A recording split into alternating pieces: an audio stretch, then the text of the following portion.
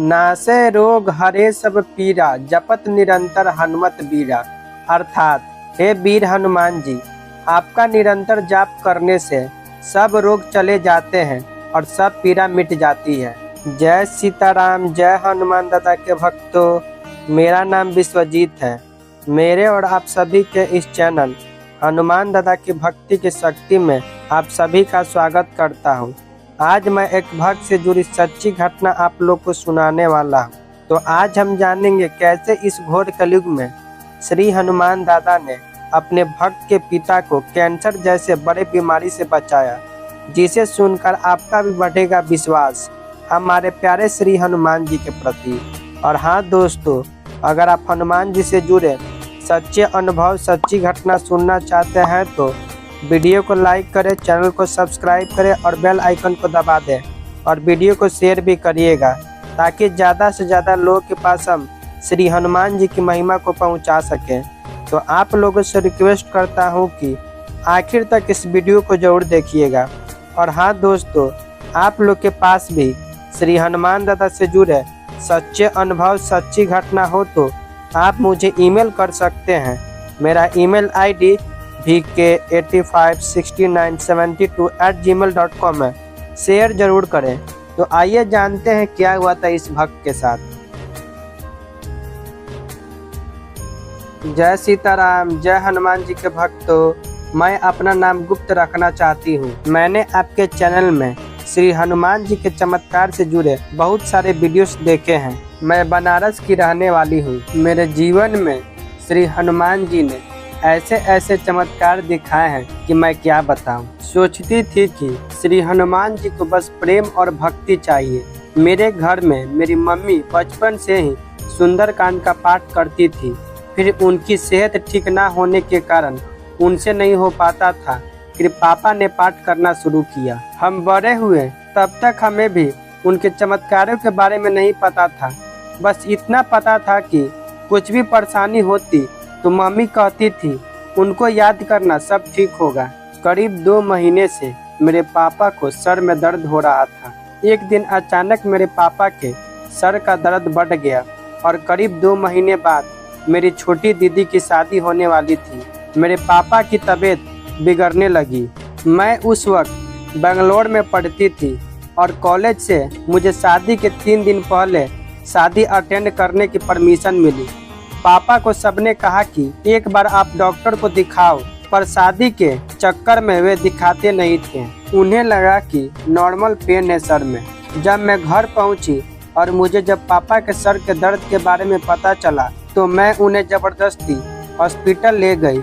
सारे टेस्ट करवाए तो पता चला कि उन्हें कैंसर है। मैं मम्मी को नहीं बता सकती थी और ना ही जिनकी शादी थी उनको। बस मैंने बड़ी दीदी और जीजा जी को बताया, क्योंकि घर में एक तो शादी थी और दूसरी ऐसी न्यूज, सब टेंशन में आ जाते। जब हम हॉस्पिटल गए थे तो डॉक्टर्स ने बताया था कि पापा के पास टाइम कम है। मैं कहीं न कहीं घर में सुंदरकांड का पाठ होने की वजह से श्री हनुमान जी को मानती थी और पहले कभी कभी श्री हनुमान चालीसा भी पढ़ती थी। डॉक्टर ने मुझे बता दिया था कि पापा के पास टाइम नहीं है और कहा था कि 3 दिन में उनके ब्रेन का ऑपरेशन नहीं हुआ तो उनको नहीं बचा सकते, क्योंकि ट्यूमर बहुत बढ़ चुका था। मैं उसी रात चालीसा तो नहीं पर गूगल पर से श्री हनुमान जी का फोटो निकाल कर रोने लगी, क्योंकि पापा से बहुत क्लोज थी मैंने उनसे कहा कि आप तो सबकी रक्षा करते हैं हनुमान जी, फिर अब ऐसा क्यों? क्योंकि मेरे पापा के सामने आज तक जो कोई आधी रात को भी मदद के लिए आता था वे कभी मना नहीं करते थे, तो उनके साथ ऐसा क्यों हो रहा है? आप तो किसी को रोते हुए नहीं देख सकते ना, फिर क्यों? अगर पापा को कुछ हुआ तो शादी रुक जाएगी और घर में हंगामा होगा। उनका नाम लेते लेते 3 दिन निकल गए, शादी हो गई। अब इसके आगे लिखते लिखते मेरी आंखों से आंसू आ रहे हैं कि कैसे पापा को भगवान ने बचाया है। पापा को शादी के बाद ऑपरेशन के लिए तुरंत ले गए। उनका केस इतना क्रिटिकल था कि डॉक्टर मना कर रहे थे। मेरी ट्रेन थी, क्योंकि कॉलेज से छुट्टी नहीं मिल रही थी, तो मैं प्रभु का नाम लेकर अपने कॉलेज के लिए निकल गई। पापा को बड़े जीजा जी और बड़ी दीदी हर हॉस्पिटल में दिखा रहे थे। मैं ट्रेन में लगातार श्री हनुमान चालीसा, श्री हनुमान अष्टक और महामृत्युंजय का पाठ कर रही थी कि पापा का केस कोई ले ले। तभी अचानक पता चला कि लखनऊ में इंडिया के बेस्ट डॉक्टर आए हैं फौरन से और उन्होंने पापा का केस ले लिया। उन्होंने भी कहा कि पापा के बचने के 10% चांस है। हम पूरी कोशिश करेंगे, बाकी परमात्मा पर छोड़ दें। बाकी डॉक्टर का जो फर्ज है वह मैं करता हूँ। मैं तब तक अपने कॉलेज पहुँच चुकी थी। जिस दिन ऑपरेशन होना था उस दिन घर जाके मैंने तुरंत सुंदरकांड का पाठ किया।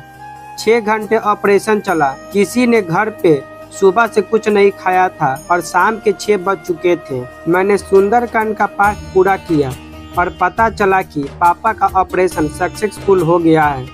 मैं आपको बता नहीं सकती कि तब से लेकर आज तक मैंने मेरे प्रभु को याद करना नहीं छोड़ा। ऑपरेशन तो हो गया, लेकिन डॉक्टर्स ने कहा कि केस क्रिटिकल होने के कारण इनकी मेमोरी जा सकती है। पर हम श्री हनुमान जी का नाम लेते गए और फिर पापा को होश आने के बाद सब कुछ नॉर्मल था। पापा ठीक होते गए। अब इससे बड़ा चमत्कार और क्या होगा मेरे जीवन में। आज उस बात को 3 साल हो गए हैं, लेकिन अब 3 साल बाद पापा फिर बीमार पड़े और कैंसर वापस से रिलीप्स हो गया था। उस वक्त मैं ही पापा को हॉस्पिटल ले गई थी। तब भी डॉक्टर्स ने कहा दोबारा हुआ है, कीमोथेरेपी तक अगर ये चल जाएंगे तो बहुत है। और पापा के इलाज में ऐसे पैसे खत्म हो रहे थे कि हमें कुछ समझ नहीं आ रहा था कि क्या करें।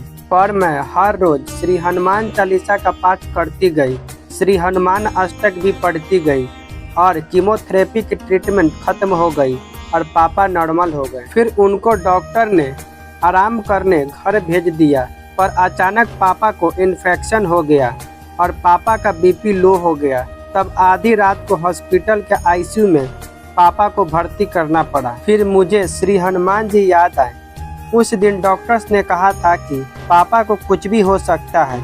जैसे मैंने ये सुना, मैंने 11 बार श्री हनुमान चालीसा और 11 बार हनुमान अष्टक का पाठ किया। मैंने उस दिन श्री हनुमान जी से रोते रोते चालीसा पढ़ते पढ़ते ही प्रार्थना की कि क्यों इतने कष्ट दे रहे हो उनको जिन्होंने जिंदगी भर दूसरों की मदद की है। मैंने गुस्से से श्री हनुमान जी से कहा कि क्यों इतनी परीक्षा ले रहे हो हमारी, क्योंकि हमारे पास पैसे भी खत्म होने लगे थे। ना पैसा बचा ना इंसान बचेगा। क्यों हमें इतना परेशान किया। खत्म ही करना था तो पहले ही सब खत्म कर देना चाहिए था।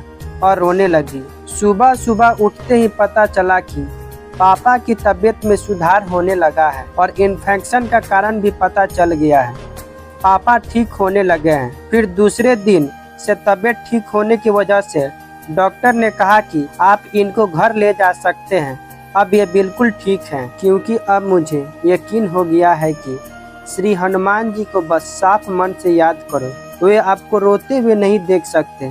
बस मन में कोई पाप नहीं होना चाहिए। मैंने जब जब संकट समय में उन्हें पुकार लगाई है, तब तब उन्होंने मेरी सहायता की है। अब तो मैंने उनसे कह दिया है कि आप मेरे भाई हो, मेरे ईश्वर हो।